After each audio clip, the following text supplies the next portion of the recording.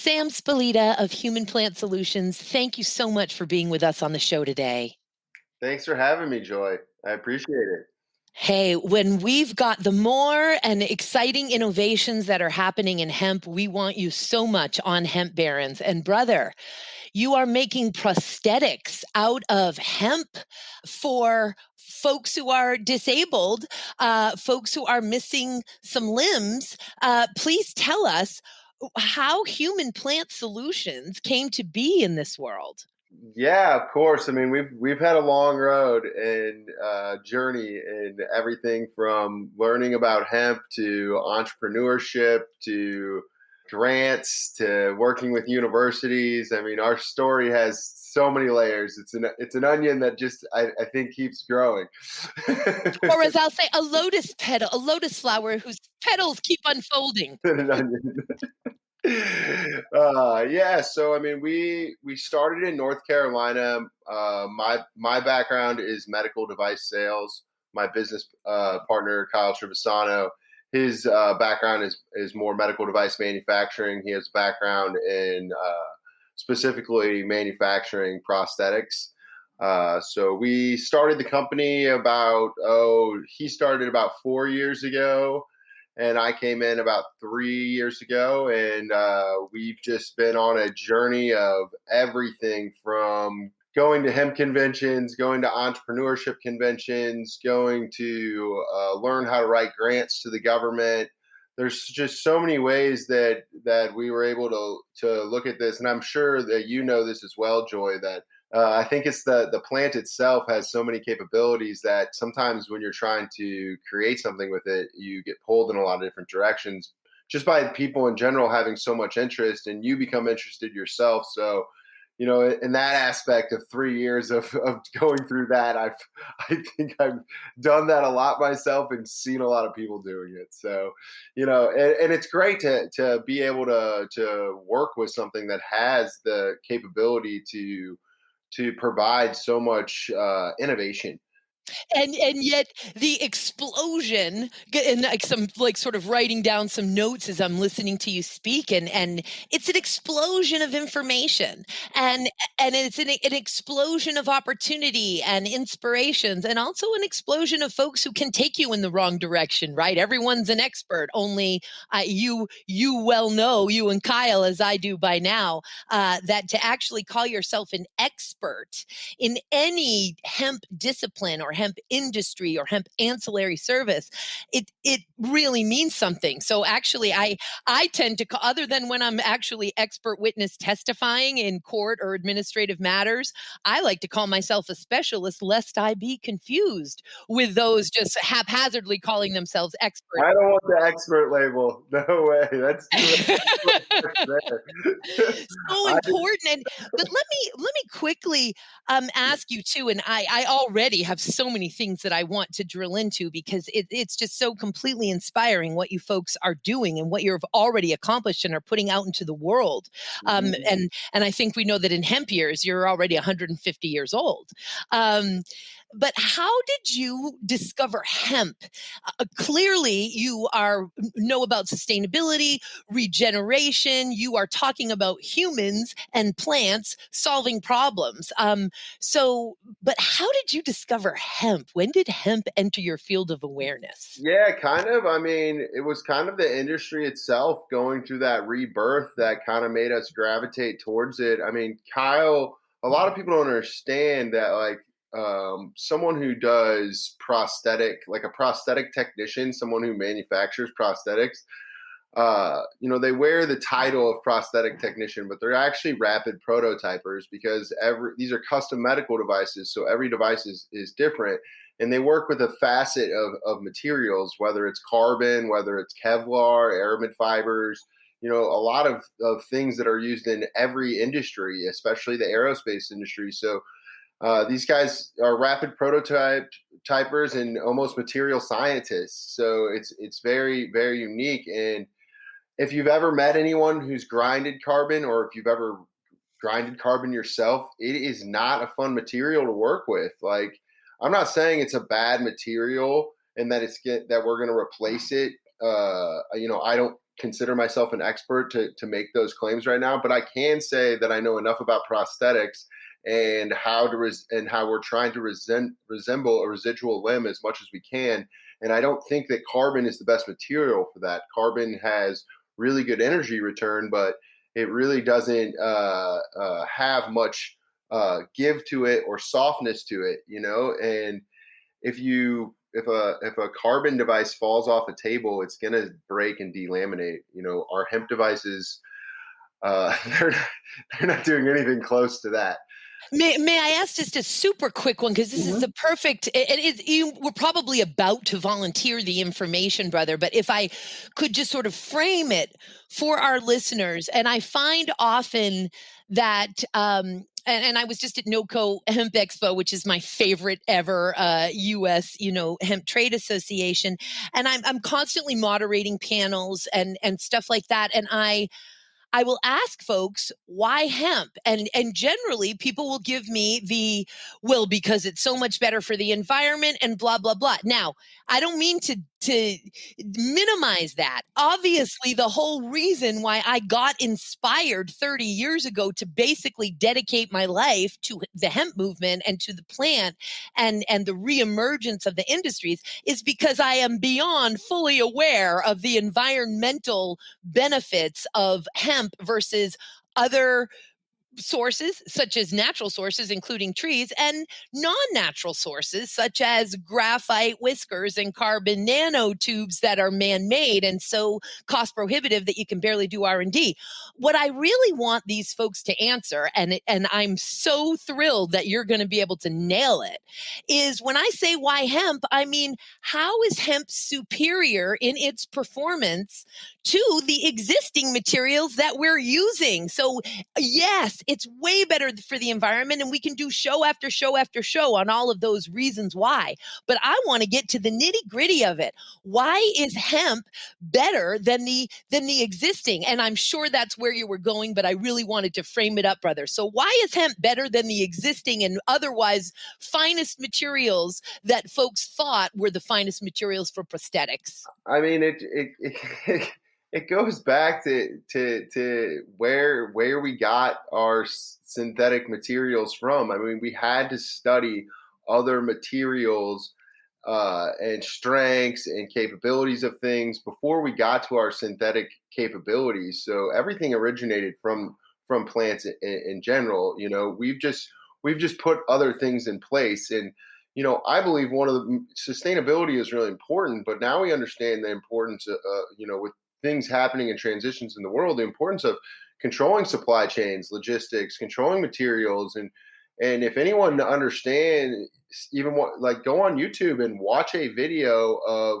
the manufacturing and production of carbon and how long it takes, how extensive the process is. I'm not even going to get into the sustainability differences. I'm pretty sure most of the people who watch your show understand that, but you know, just the process of it, and you know, we can grow hemp in 120 days, and we can have a lot of material, not just material for industrial uses. I mean, things that can be sources of food.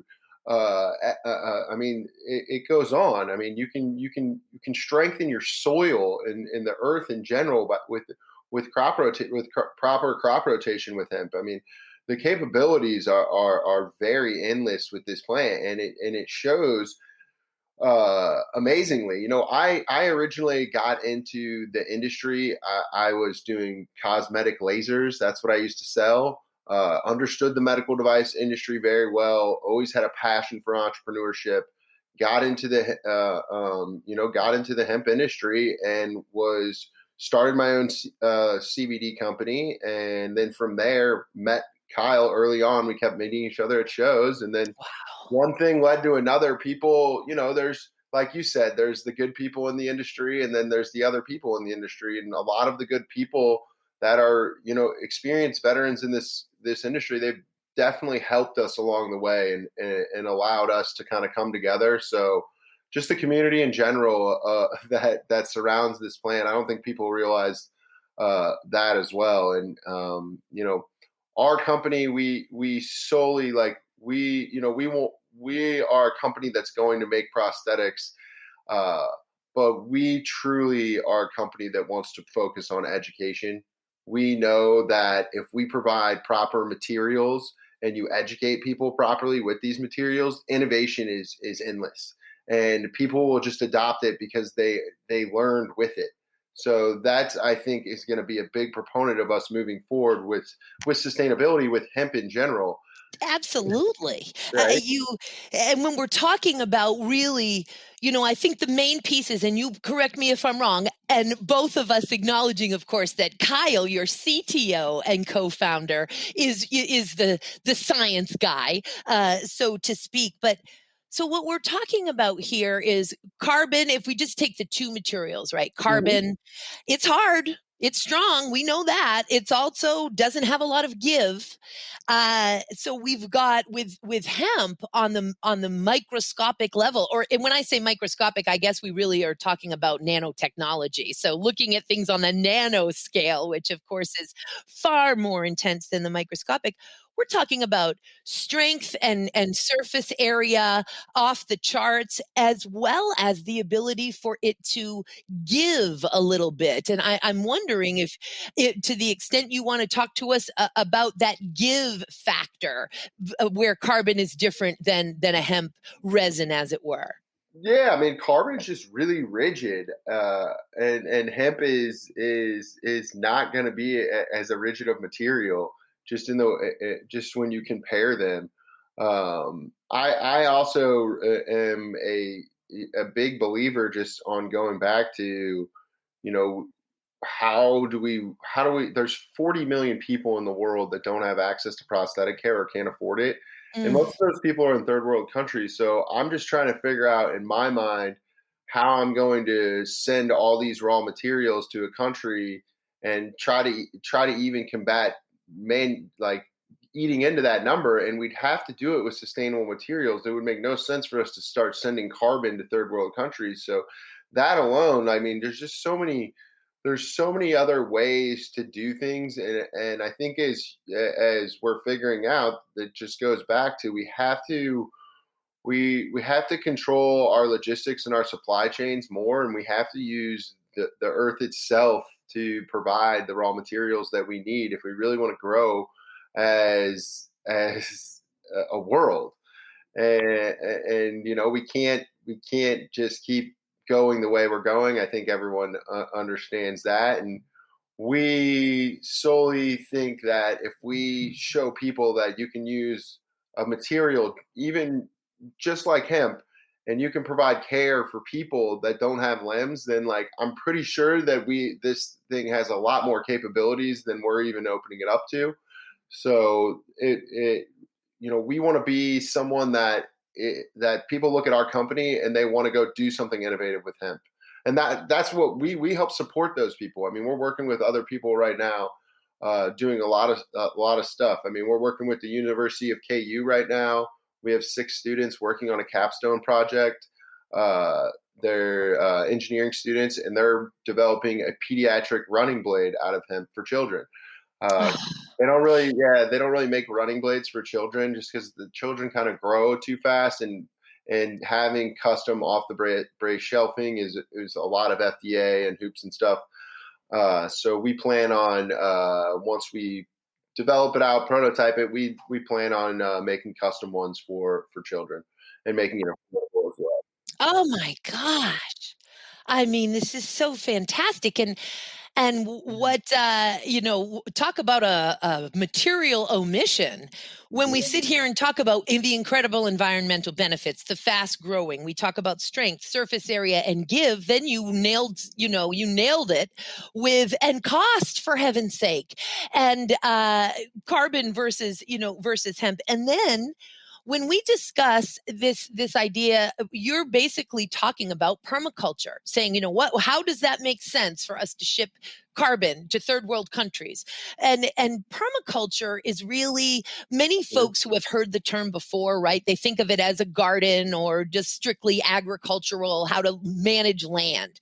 And that is obviously a very huge piece of the permaculture flower, which has several petals to it. And a lot of folks don't even know that Hemp Ace International, which is my own consulting firm, is the permaculture flower. It's an adaptation of hemp leaves on the permaculture flower, because I consider hemp to be that permaculture flower. So there's a petal for land and nature stewardship, for building, for tools and technology, which is where the prosthetics for hemp human plant solutions comes in. There's a petal for education and culture, health and spiritual well-being, finances and economics, land tenure and community governance. Because what permaculture really is, nature is efficient. Nature adapts. Nature doesn't make mistakes. And so if we as humans start to develop systems that mimic natural systems that we find in nature, we're going to be able to do this thing, live harmoniously on the planet in a regenerative, even beyond sustainable way. So it's amazing listening to you talk. And again, the tremendous innovation, the need that your company, Human Plant Solutions, is filling is really the epitome of permaculture and finding those systems. And now you're talking to me about, starting to and endeavoring to and intending to, I should say, create those prosthetics for children. So further expanding that goal. And it's a lot of it's coming from, we're still a startup, small company, and we're just getting a lot of support from, universities, I mean, we received funding from the Department of Commerce in Kansas to bring the company to Kansas. We really like Kansas. We think that, if history is going to repeat itself and we're going to grow, even, we were growing right before World War II, over 2 million acres of hemp per year. I would imagine that we'll be growing over 5 million in the coming future. And I mean, I'm not a big betting person, but if someone wants to take the bet that we're not going to grow a lot of hemp in Kansas, then I will take that bet. podCONX is proud to announce our latest free feature that connects cannabis guests with cannabis podcast. Being a guest on a podcast is a great way to build your brand, and now it's never been simpler to schedule an interview. Here's how easy it is to be a guest on one of our over 300 cannabis or hemp podcasts. Go to podconx.com, select a podcast, and hit apply. We'll take care of sending your request to the podcast, and we'll help book the interview. So what are you waiting for? Go to podconx.com, that's podconx.com, and start applying today.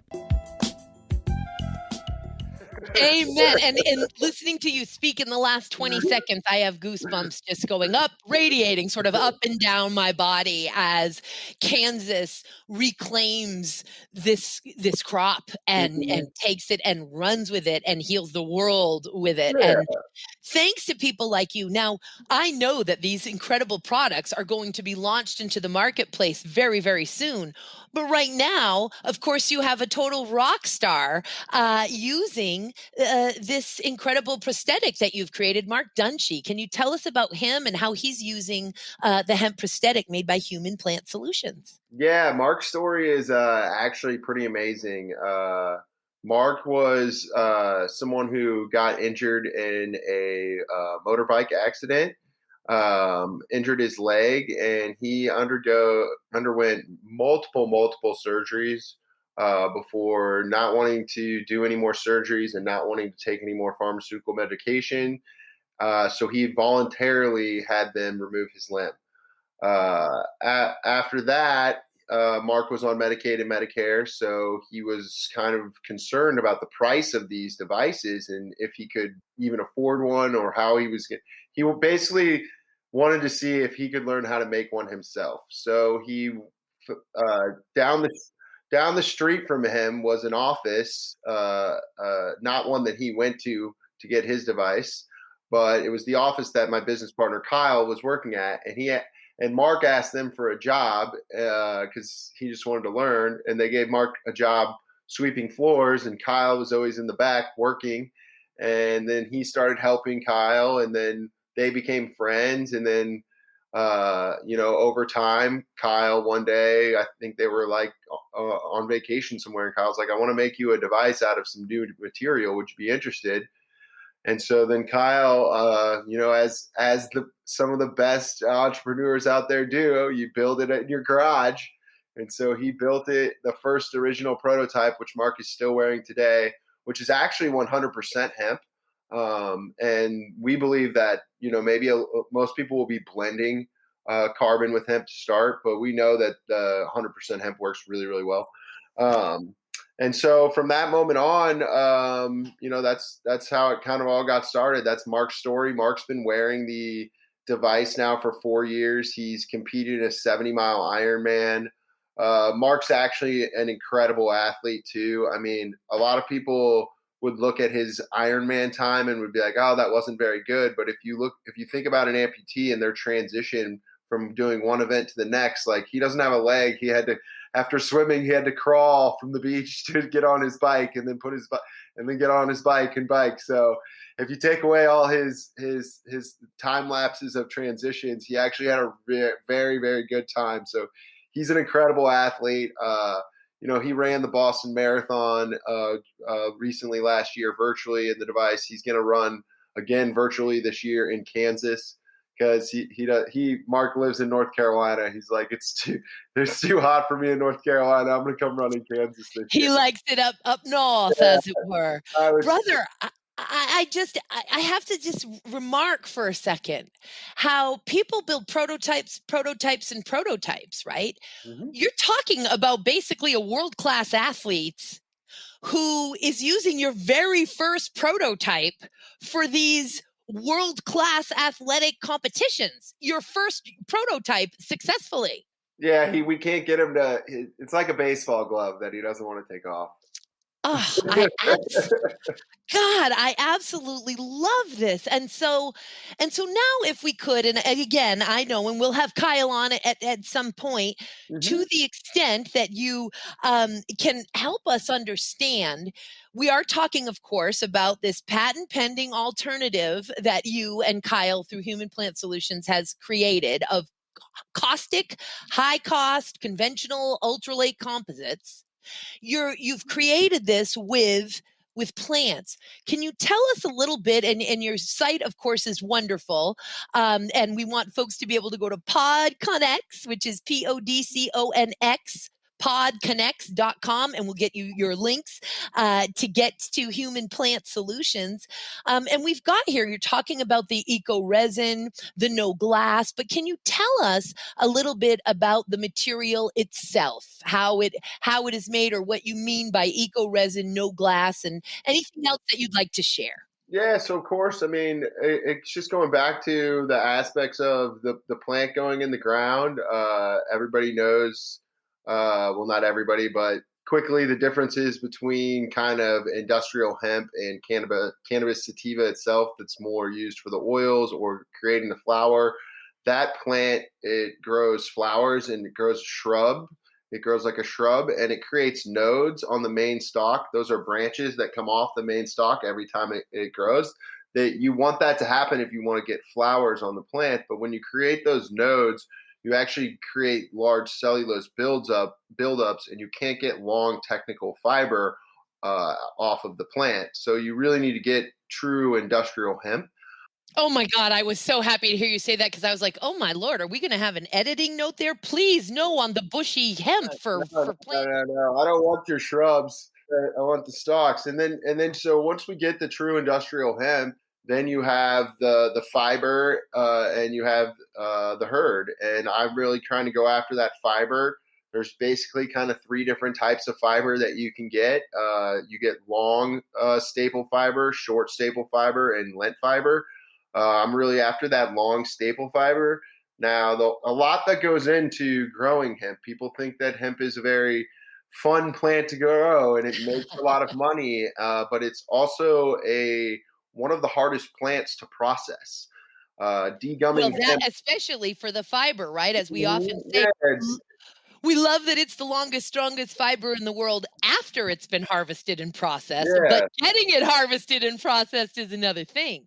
So we've had an extensive journey of learning a lot about, I would have loved to just launch a medical device company, but unfortunately I had to learn a ton about hemp because I knew that it was going to be an integral part to, even there are people right now who are probably listening to this show who are going to maybe go buy some hemp. And I, I hope you get real hemp. I hope you're not getting jute or canaf or flax because Amen. people don't really understand this industry. It's very much like CBD.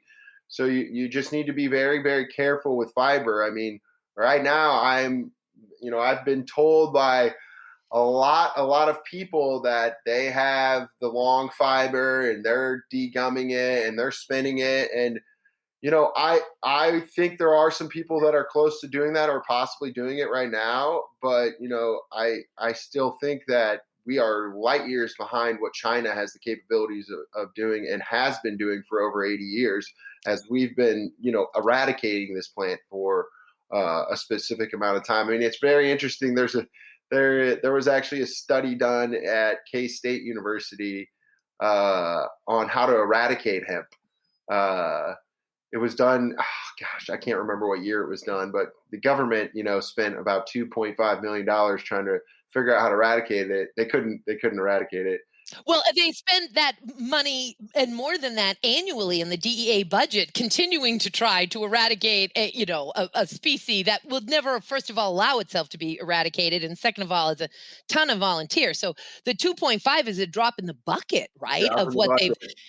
of what they've actually spent. And the reality is that China, they created delineation or degumming of hemp fiber in the 1980s. So I think it was right around the time that the very first sort of newspaper version of The Emperor Wears No Clothes came out in the United States. So I call it post-prohibition technology that China figured out there. And they are indeed light years. And also, we're watching, I think 5 to 10 years for those who want to create that infrastructure and that manufacturing supply chain. I think we're going to be able to do it. We've already got hemp mills and hemp traders. Now, hemp mills is newer, but believe me, this Madison is absolutely doing it. They just had to go from, I think, a 1,000 square foot facility to a 15,000 square foot facility. And I think then they're moving into an 80,000 to create hemp textiles. And hemp traders, who you may very well know, Lawrence Serban, a very dear friend of mine and a leader in the industry for decades. He last year did the first 3 textiles, hemp American-made textiles. Having said that, brother, the fiber itself, of course, was imported because we're not yet growing. When we talk about the quality that would allow itself to be used as an actual textile as opposed to a more industrial purpose. And so sort of underscoring what you say about, hemp ain't easy. People want to grow hemp. It's going to be super fun. I'll quit my software job and become a hemp farmer. We're hearing that a lot. But the reality is it's further complicated by the fact that we're, thank you, USDA, for, she said sarcastically, and not the current USDA, but in the past, for literally destroying the hemp germplasm that was, within the United States possession. So we're having to recreate the germplasm here. So we're asking farmers, what does grow in your climate, in your photo period, in your soil for your region of the country? So it makes it so difficult. And the last thing that I just want to make sure that I insert there before you continue to tell us more about this incredible company that you formed and the products you're making and the problems you're solving are that the thing about hemp, when we talk about good actors and then others, as it were, there are lots of well-intended, however misguided actors in the space, right? So we've got our real, true, I'll use that word, specialists. And yes, there are several experts, subject matter discipline experts. And then we've got the well-intended but misguided actors. And that, I think, actually is what is most in the stream of the emerging industries right now. We've got not so many awesome, old school actors and specialists. Then we've got the well-intended misguided actors.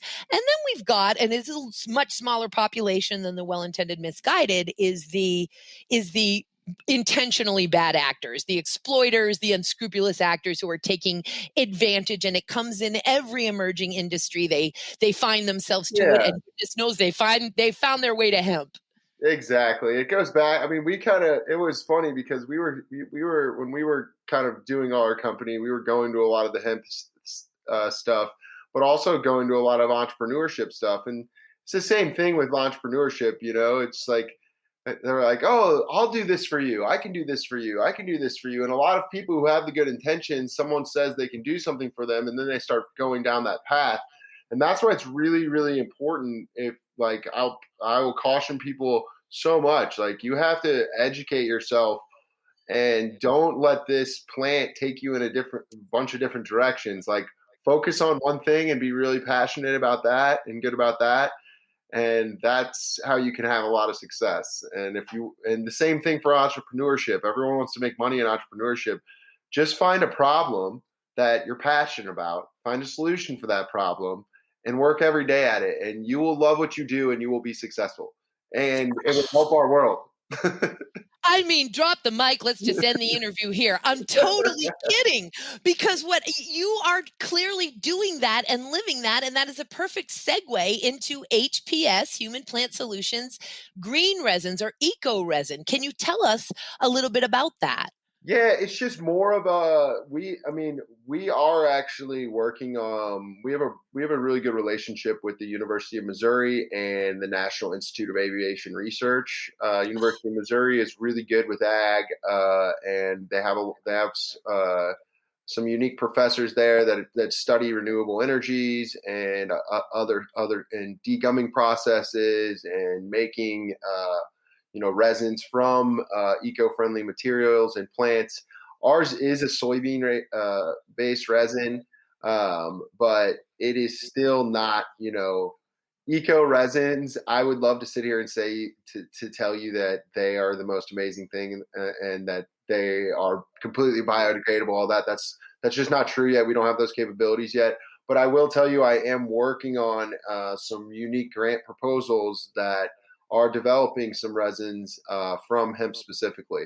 So I think that we will get there. And and I know that there's people that are doing this probably, or have already figured out, that are above me doing it. So we want everybody on it, so everyone is learning different things and using it for different and the same purposes. I mean, we're going whaling right now on the planet. There basically is no such thing as competition, unless, of course, as you learned, you're in the CBD game. So I will also say that, hemp wood. Are you familiar with the product made by Fibonacci? I bet you are. You should be friends with Greg Wilson if you're not already. And if you're not, I'll be so happy to introduce you. I would love that. Oh, good. I'm doing it right after this show. So he uses, in hempwood, of course, he uses biomimicry. He's a brilliant guy, and he went to Harvard Business School on top of being the brilliant guy. But that's a soy-based resin as well that is used as part of his process. I mean, and it's wonderful stuff. And I'm just going to quickly read here about eco resin, just so we can make sure the listeners get it, since you did it so well here on the website. Human Plant Solutions green resins are seamlessly interchangeable with their traditional petro-based counterparts and require no special processing. I mean, already winner, but we'll keep going. They retain the same or better physical characteristics, including mechanical properties and chemical and UV resistance. OMG. Moving on, and this is how I'll wrap up for eco resins. Renewable content Human Plant Solutions offers several ecotech resins that use up to 30% bio-derived renewable resources. Recycled content is up to 45% of your resin content that can be used as a post-industrial recyclable material. This is not recycled material. This is not a commercial. This is educating folks to what we're talking about when the finest among us use this plant and take it and run with it. I mean, this is amazing that you, and of course, I understand that we're talking about soy, but you're talking about using these plants to create these incredible materials. And that brings me back to it, because I know we mentioned that for Mark, his original prototype was the 100% hemp. What can you share with us about what you've learned or how you might have modified that? And I'm sure you'll continue to perfect as science develops. But how has that changed in sort of the current makeup of your biocomposite prosthetics? Not much. I mean, that original device, actually, we just we think we thought it should have been maybe a little bit thicker than we made the original one, but it is withstood all of whatever Mark could put on it. And we actually just recently, Mark was just visiting Kansas, and we just recently made him a new prototype that is exactly the same. So we're seeing great results just from that original layup. I mean, Kyle has a really, really good understanding of Mark in general as an amputee, and just a really good understanding of prosthetic manufacturing. But we've had a number of people who have utilized our material, and they've blended it with carbon. They blended it with other aramid fibers, and we've seen very much similar results. We tried to manufacture the material too to mimic a nightglass, which that's pretty much what is a filament material that's also used in the manufacturing of prosthetics. And if you were to look at what a synthetic nightglass looks like to manufacture prosthetics, and look at our material, you basically wouldn't be able to tell the difference. And that's what goes back to why we can use plants and sustainable products for industry purposes. We can even make them look very similar if that's what people wanted to do, because it's very interesting in industries to get people to adopt things that if it doesn't look the part, sometimes performance doesn't even matter. So it's so true, isn't it? But to be able to hit all of those marks and check all of those boxes, that's where the sweet spot is, and that is so what you're doing. And I also wanted to mention, and I love that you're tooling around with hemp for an adhesive or for a glue or for a resin. And you may have already know, but I want to make sure the listeners know that 3M, of course, has recently announced that they are starting to use hemp for some of their products. And I really wonder, I'm not a scientist, so I'm not even going to pretend, except to say that lignin, man, something tells me that lignin is going to have something good around adhesive. We'll see. Now, the other product that you are manufacturing and distributing, and you'll let me know if it's on the market when you respond to this question, brother, is the No Glass, and it's the natural fiber tape that's 84% hemp and 16% eco nylon, and it looks like it's available in various different. You've got the 9-centimeter knit roll, the medium 12-centimeter knit roll, and the large 15-centimeter knit roll. Tell us about that. Yeah, so those are in the manufacturing of prosthetics, that would be the material that mimics the nightglass. So that is our material that would be a plug-in replacement for synthetic nightglass. That is the same material that made Mark's prototype, that is just 100% hemp. So you could use nothing but that material to make the devices. Like we said, that's a blend of a hemp yarn. So if we go back to talking about those fibers earlier in the segment, how you have those long staple fibers, you have the short staple fibers, and the lint fibers. If you take long staple fiber, degum properly, you can ring spin it into a textile yarn in a variation of sizes, and then you can implement that into a facet of textiles, of automotive industry, aerospace industry. I mean, the applications are endless. Truly. Truly endless. Oh my gosh, I feel like we just got started in this interview, and I basically can't wait to have you back on. But I'll have Kyle on, and we'll take turns when we bring you from Human Plant Solutions. You are a company and two gentlemen that I am going to be watching so closely, and I think everybody else should as well. And I'm so inspired and thrilled, and it doesn't surprise me at all because of the innovation that you're bringing, that you're getting such support from our institutions of higher learning, from the government itself in terms of the state of Kansas. It's just so wonderful to see all of this happening. Really, the best and the brightest of these promising emerging industries. And before we part, Sam, have I not asked you a question or that you wished I had asked, or something that you want to make sure that you do leave the listeners with before we go? Lastly, I just want to tell everyone that you got to support this community. States have to support it. Governments have to support it. The human population has to support it and start looking at it and accepting it. And if we can do that as a community, then I think that we will achieve what a lot of people are looking for and bettering our world. And we're a company that's here to support that in any way. I mean, we're always available.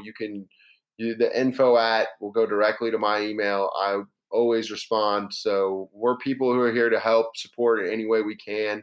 And we're just thankful to be a part of this community and thankful to have a company that gets to help people.